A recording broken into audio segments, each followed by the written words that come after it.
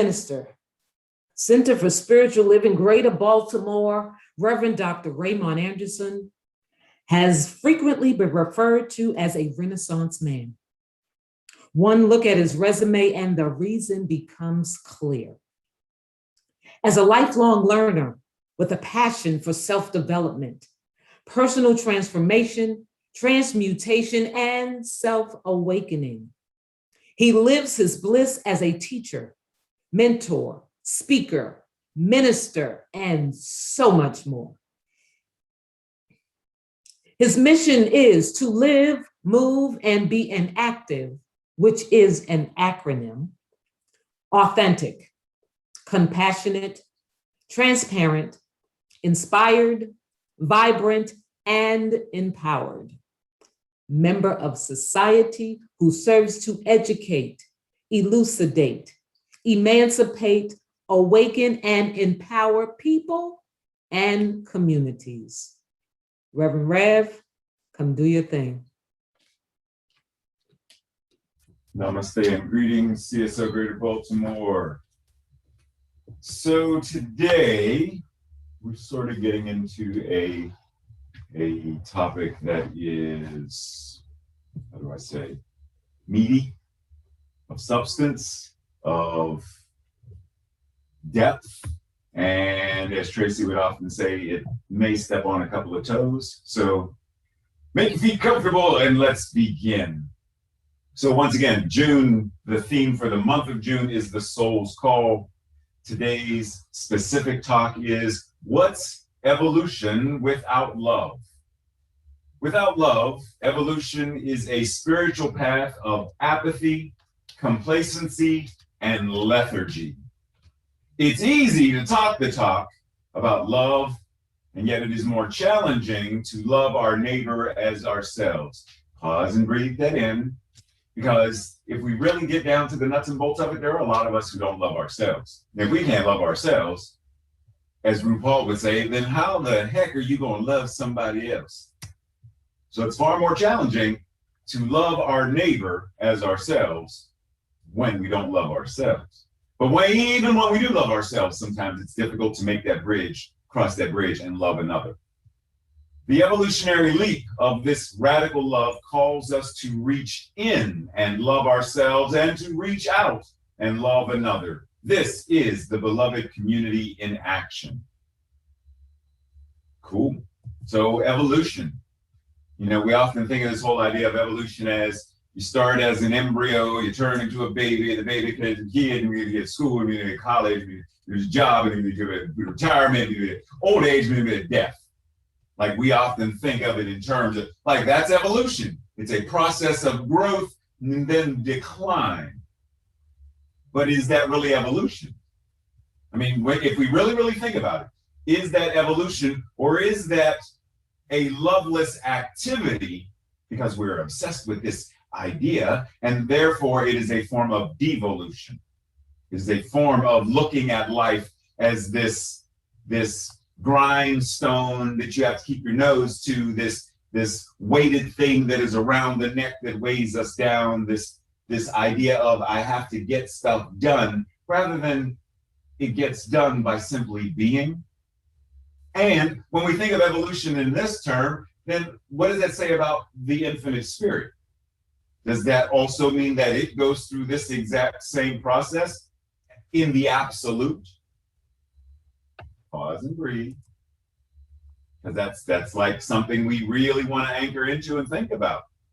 We often make God in our own image. And so if we think of our own lives as pointless, dull, boring, lethargic, do we project that upon God as well? That God is sitting on some throne somewhere, twiddling his or her fingers, thumbs, like, okay, who do I strike down next? Who do I give a promotion to next? Who do I bless or who do I curse next? Ernest Holmes said in The Science of Mind, evolution is the awakening of the soul to a recognition of its unity with the whole. Evolution is the awakening. Remember, the theme is the soul's call. Evolution is the awakening of the soul to a recognition of its unity with the isness and allness that is the whole. So when we think of our teaching, we understand that the teaching symbol represents infinite wholeness. It represents all of the aspects of the divine. And when we think about it, when we go into practice, then ultimately what we're talking about is spiritual well-being. But we can't just talk about spiritual well-being as an isolated thing if we're not also talking about relational well-being, emotional well-being, physical, financial, vocational, intellectual, etc. If we are going to be whole, perfect, and completely well, then wellness, well-being, as spiritual beings, as God incarnate, we ideally want to express and experience well-being in all areas of our lives. Is that not why Yeshua said, I came that you may have life and have it more abundantly? I came that you may have life and have it well. Have it joyously, prosperously, blissfully, energetically, and enthusiastically. Wholly. So wholeness, what is wholeness though? Like, what is this idea in terms of evolution? Evolution is the awakening of the soul, your soul, and the recognition of its unity, your unity with the whole. What it is, you must be. There is only that which it is, and it is incarnating itself, living itself, breathing itself intimately as you. Okay, cool, gotcha. So, Ernest Holmes also says in The Science of Mind, the aim of evolution is to produce a human who, as the point of their objective thought, may completely manifest the whole idea of life. The whole idea of life may bring unity to the point of particularization, finding nothing in the law to oppose it. Manifested, nothing to oppose it. Grounding ourselves, understanding what this means. And yet questions arise. Like, ideally, we should have questions like, wait, before questions go away, what does that mean? At the point of my objective thought that I may completely manifest the whole idea of life, may bring unity to the point of particularization, finding nothing in the law to oppose it, breathe, nothing in the law to oppose it. Okay, Ernest Holmes then says, God has already done for us in a mechanical way all that God can do. You hear that? God has already done for us in a mechanical way all that God can do. And having been given the ability, we will have to do, read this part in, we will have to do for ourselves the rest.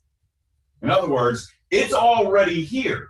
Question is, are we doing the practice? Are we engaging the principle? There is no thing where it's like, okay, so I need God to do something else for me. You already have access to love and law. You already have access to the infinite principle of law of mind in action. You already have access to it. Question is, are you using it? Are you implementing it? There's already enough oxygen. God doesn't need to give us more oxygen. There's already oxygen, but are you breathing deeply? There's already enough music, every note, every timbre, every tone, it's already in existence. Question is, are we accessing it? Are we playing it? Are we dancing to it, singing it, creating it? It's already here. But are we making use of it? God is already, God does not become more of, like God doesn't like, oh, so I need to be a bigger God. I need to like get biceps and pecs and lats. Like God doesn't need to add to itself. It already is all that there is, which means we are already all that it is in these individualized forms. But are we doing the work to make use of it? Are we applying the principles? Are we applying the teachings? Are we walking the walk? That's the rest. Are we doing it? Are we engaging it? Fannie Lou Hamer said, when I liberate others, I liberate myself. It's very similar to something, can't think of her name right now, the woman that wrote the poem on the Statue of Liberty, when she said, none of us are free until all of us are free. Fannie Lou Hamer, When I liberate others, I liberate myself. But we understand that because of the law of reciprocity, then when I liberate myself, I liberate others. Whatever happens in one part of God must happen in all of God. So when I truly do the work in, through, and that's myself, it has no choice but to affect you. There's only one mind. That mind is God.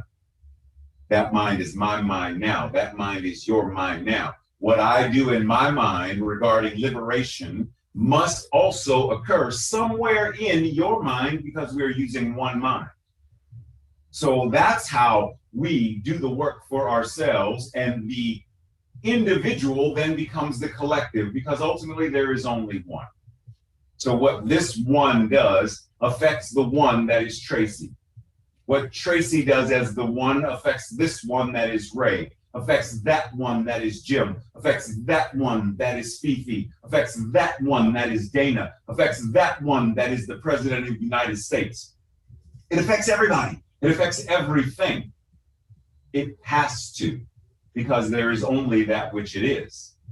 Chief Seattle said, "Humankind has not woven the web of life. We are but one thread within it. Whatever we do to the web, we do to ourselves. All things are bound together. All things connect. I cannot hurt only myself. Because if I do harm to me, does it not do harm in some way to Tracy?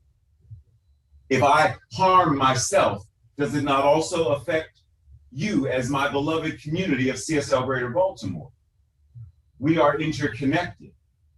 What one of us does sends ripples throughout the web of creation. But we think, oh, I ain't hurting nobody. It's just me. I'm allowed to be racist. I'm allowed to be sexist. I'm allowed to be loud, obnoxious, and rude. It ain't hurting nobody. I can beat my kids if I want. It ain't hurting your kids. I can do whatever I want to do. Nestle can think that they can manage child slavery in Africa to produce cacao for chocolate, etc., and water and stuff. And they think, well, pause, pump your brakes. You do realize that what you do in Africa affects people in Russia and Japan and China and India and the United States of America and South America and Canada. It affects everyone on the face of this planet. There is but one web. That web is God. And all threads of that web are God in form. God incarnating itself as the threads of the web. There is only the web. And what happens in one area of the web reverberates throughout the web. So what is ours to do in this practice? How do we ground ourselves? How do we put the energy of evolution and revolution into this thing called love, into this thing called action? I mean, think about, Audre Lorde said, revolution is not a one-time activity. Well, then if revolution is not a one-time activity, neither is evolution. Ernest Holmes said in The Creative Mind and Success, in practice, the emancipated soul must always realize that it is in union with Source. It is in union with Source. You are in union with Source. What Source does, they can do in their own life. You can do in your own life. What Source is, they can become. What Source is, you can become. Your word must be spoken with absolute authority. You must know there should be no uncertainty. You must know. Move through the doubt. Now, there is healthy doubt, healthy skepticism, but then there is that place where we anchor and ground and know that we know that we know and move from there. That is the uncertainty that Holmes is referring to.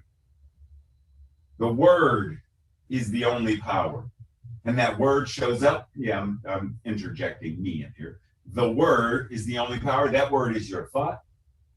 That word is communicated in your emotions and your feelings. That word is communicated in how you show up in your actions, your behavior, your habits, your tendencies. That word is all of you. not just what communicates through your mouth, your hands, through text, through email. You are that word. And the word of God was made flesh. You are that flesh. Everything must come from it, and nothing can stand against it. It is the great weapon, Holmes's word, I say tool, which you, he says, which they are to use, which you are to use against all that is not life affirming, against all that is evil. And you are to use this tool for good, for the infinite goodness of creation. So let's go back to these folks, because they ponder and stuff. They're in contemplation. Audre Lorde said, there is no such thing as a single issue struggle because we do not live single issue lives. That means all things, all people, all situations, all experiences, all of life is intimately, infinitely, and inextricably connected. It all must be. So now, wait, say what now? What are you thinking about? What? Before you go there, I need to know. What did you say you're thinking about? Oh, in practice, the emancipated soul must always realize that it is in union with oneness. As the point of my objective thought, oh, they're there again. As the point of my objective thought that I may completely manifest the whole idea of life, I may bring unity to the point of particularization because I find nothing in the law to oppose it. Okay, so then they were thinking about, oh, all of the things that are in the world that are going on, poverty, the ecosystem, sexism, separatism, colorism, ableism. They're thinking about, because these are single issues that many people take the banner of, but we do not live single issue lives. What affects one affects us all. So let us pause and recognize that what we do in the web of life, what we do in the mind of God, what we do with love and law affects all of us. And because what the Buddha says, according to Suzuki Roshi, to be a human being is to be a Buddha. Buddha nature is just another name for human nature, true human nature. This means that being a Buddha is intrinsic or essential to being human. If we were not Buddha, we could not be human. What now? If we were not Buddha, we could not be human. If we were not the awake, because see, check that out. Did you see where he goes next? The word Buddha means awakened one who is awake to the things that they really are without the coloring and attachments of our individual conditioning, without those judgments, those criticisms, that baggage, without that defining who and what we are. Oh, that's rather interesting, don't you think? Especially when we recognize that you are already enlightening happening. See, that you're not enlightened. Remember, revolution is not a one-time event. Evolution is not a one-time event. You are ever enlightening, ever awakening, ever evolving, and you are already God, godding itself. You are already that which life is, living itself. How do you live this truth is the practice. How do you live this enlightening is the practice. How you live this awakening is the practice. Because what we know already is wherever you go, God says, wherever you go, I'm already there. As Glenda told, Tracy's laughing at me right now, as Glenda told Dorothy in The Wizard of Oz, honey child, you've always had the power, my dear. You just had to learn it for yourself. Glenda didn't have that much of an accent the way, I don't care. It's my accent for today. You've always had the power, but you have to learn it for yourself. You have to apply it for yourself. You have to practice it yourself. So wherever you go, I'm already there. Well, because God's not anthropomorphized. So what is this? Oh, wherever you go, infinite magnificence is already there. Life is already there. Spirit is already there. Whew. There is nowhere to go. There is nothing else to become. You are already it. how do you embody it and practice it? So many of us are familiar with unity, and in unity, there's a poem or prayer of protection written by James Dillard Freeman. We're familiar with, some of us are familiar with this. The light of God surrounds you. The love of God enfolds you. The power of God protects you. The presence of God watches over you. Wherever you are, God is, and all is well. Amen. But did you know there's more to it, actually? The mind of God guides you. The life of God flows through you. The laws of God direct you. The peace of God abides within you. The joy of God uplifts you. The strength of God renews you. The beauty of God inspires you. Wherever you are, God is, and all is well. Amen. Oh, that's cool. But check this out. It gets even better, folks. It gets like it's that for real, that serious jump right there. Because we get Tracy laughing to begin. Because we recognize I am the light of God. I am the love of God. I am the power of God. I am the presence of God. I am the mind of God. And breathe. I am the life of God. I am the laws of God being moved through me. When I activate the law of mind and action, that is the law of God, and that is what I do. That is what you do. I am the laws of God. I am the peace of God. I am the joy of God. I am the strength of God. I am the beauty of God. Wherever I am, God is, and the absolute allness is my wellness. Amen. Ooh. Wow. Yeah, I gotta breathe that. If I had a tambourine, Tracy over there like, whoa, if we had a tambourine, somebody'd be running around the sanctuary right now. Woo, doggy. Yes, and I apologize right now for the interpreter. Yes, because I know this thing has been moving 4,629 miles per hour today. I know. It's because I'm hyped up. There's a lot of energy running through me. And check this out. This is being recorded on Saturday. Yes, I have my socks on. It's being recorded on Saturday. And I'm still hyped because of the energy of this weekend. Today, Juneteenth. Tomorrow, today for you, Father's Day, the anniversary of my mother's transition, and Monday, the official anniversary of her transition. So like there's a lot of energy running through me. So I apologize right now to the interpreters for the speed with which my mouth is moving. And we pause. Tracy's laughing at me again. Some guy named Reverend Dr. Raymont Anderson says, in practice, as a way of living life most effectively and truly, evolution, or whatever we call it, awakening, enlightening, illuminating, moving up the spiral of consciousness is the active and conscious living of unity, oneness, harmony, life-affirming alignment, and recognition of our inherent divinity as the I am that I right now choose to engage and be the embodiment of.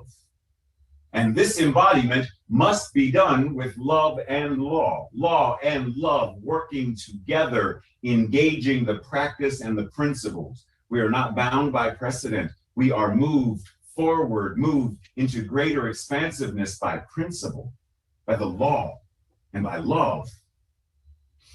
Breathe. Keep breathing. Just take it in. You're already it. You're already the divine living itself. You are already a Christ in the flesh. You are already a Buddha. You are already enlightenment, enlightening itself. You are already the illuminating itself. You are already the awakened one, awakening itself. You are already it. This week's practice, application, Tracy calls it homework. Actually, she doesn't. I'm messing with her right now. She was laughing at me earlier. What does it mean for me to already be and ever becoming enlightened, evolved, ascended, or illuminated. What does it mean that I am already that and that I am ever becoming more and more and more of it?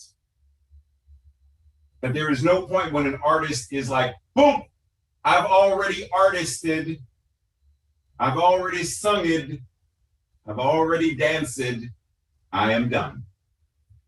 An artist continues to create art. A singer continues to produce music. A musician continues to manifest music. Like, it's an ongoing process. There is no moment when it's like, boom, I'm done. That's not what life does. Life is infinite and eternal living of itself. Second, what am I invited to learn about? Allowing deeper truths about myself to rise to the surface of my life. What are my current barriers to accepting this truth about myself? I am that with this, I am that with this universal intelligence personifying My fault. and incarnating itself as me. I am already that which it is. It's personifying itself. It's incarnating itself as me. I'm already it. But do I have barriers? Do I have blockages? Do I have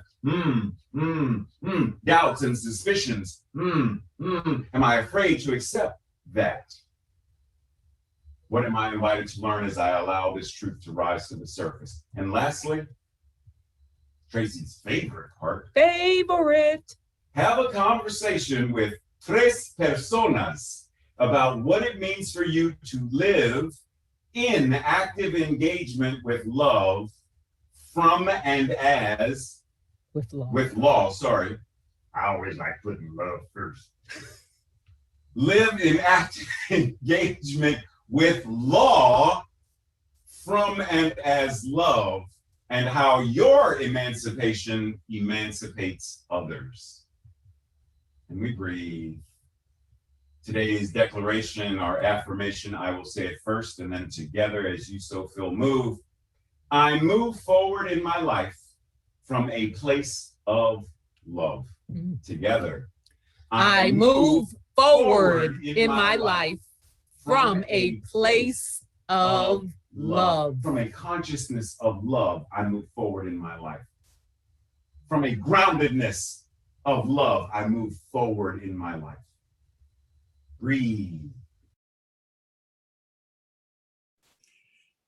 So we breathe and recognize that all that was said, all that was sung, all that was meditated, all that was given and offered was given and offered and sung and performed and meditated and prayed from the very consciousness of the universe itself. As Sue said, whatever you call it, God, source, the Tao, the force, whatever name you call it, that which it is what we are, living, moving, and being itself, breathing itself as us right now. Life itself, there is only one life, that life is God. That life is my life right now, that life is your life right now, and all that comes with it is ours right now. Knowing this to be good, I surrendered into the law. Knowing that in the law, it is already activating, because the law says, yes, it is already moving, shifting, and having its beingness. That means it is already already answered prayer in the mind of God. And knowing that it is already answered, that all are well, all are whole, all are perfect, all are joyfully expressing themselves on this beautiful love train of life. I allow it to be what it is as answered prayer. And together we touch and agree and say, and so it is. Love you. Take care.